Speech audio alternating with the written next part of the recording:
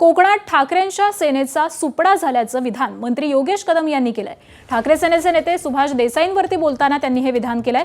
कोकण हा शिवसेनेचा बालेकिल्ला होता आणि राहील, पण कोकणातील शिवसैनिक आता आमच्या सोबत असल्याचं योगेश कदम म्हणालेत। भास्कर जाधव यांनी मुख्यमंत्री व्हावं असं म्हणून भास्कर जाधव यांच्या कोपराला गूळ लावायचा आणि त्यांना खेळवत ठेवायचं, अशीही टीका कदम यांनी केली आहे।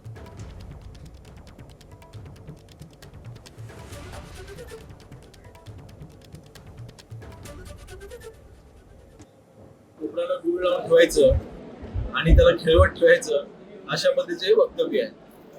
ज्या वेळेस भास्करराव जाधव यांनी शिवसेनेमध्ये प्रवेश केला त्यावेळेस मला मी मंत्रिपद देणार आहे असं त्याला शब्द दिला होता। मंत्रिपद तर दिलं नाही, मुख्यमंत्रीपद कुठून देतील?